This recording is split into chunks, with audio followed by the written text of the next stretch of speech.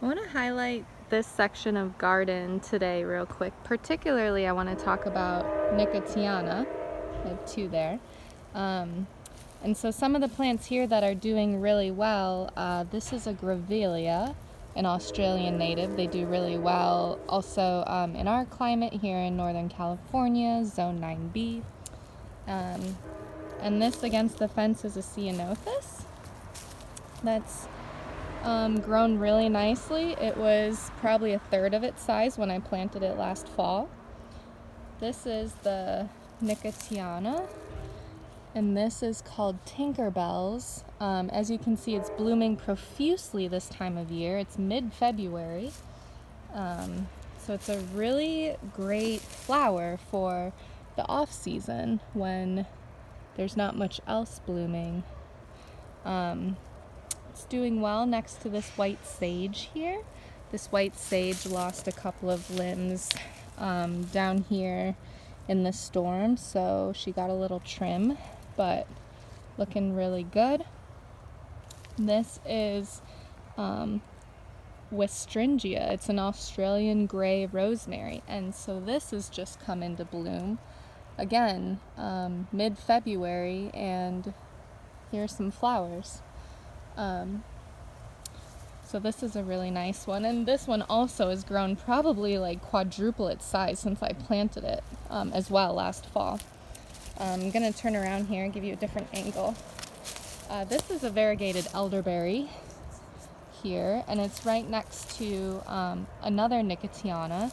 This one is this more traditional white kind, the native California, like night blooming Nicotiana, and you can see I need to trim both these plants up. They kind of get top heavy, so it'll grow, and then this fell over, so that was fallen over from the fall.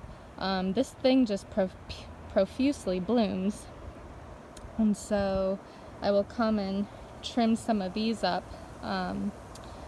Maybe when there's not so many flowers. I like the flowers, but eventually I'll trim this off and this will grow. And then so this one here, I will need to trim it probably right here, and then give these guys the energy to send up stems and blooms. This is a St. John's wort, the medicinal kind that is creating kind of a carpet right here. It hasn't bloomed yet for me. I planted it last summer. And then these yarrows. Yarrow is native to California. It's doing really well here. You can see this little ladybug loves yarrow. So I like how that looks with the 3 yarrows and the elderberry. The 2 Nicotianas, the white sage, the Australian grey rosemary.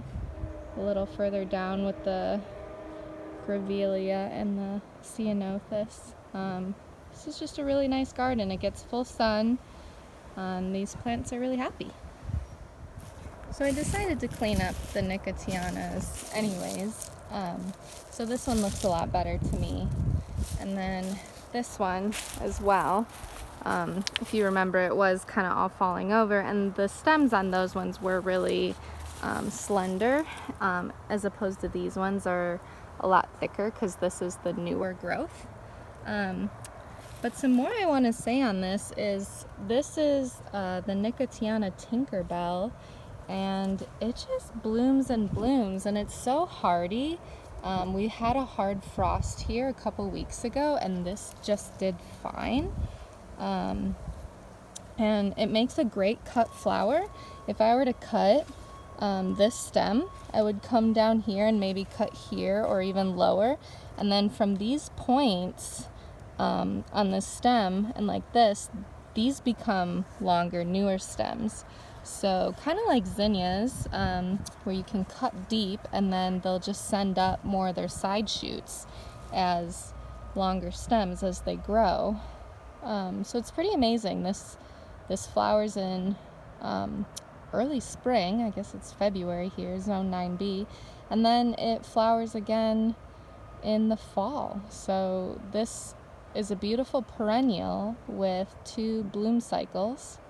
It is really sticky, just as a caution. If you do harvest it, you can see the hairs on the stem here. It's very sticky to work with, but I love it. I love this in bouquets, that nice whimsy, kind of airy, wildflowery look. It's a hard sell to florists though. When I was growing this on the farm, I didn't have much luck selling it to other people, but I loved using it in designs myself.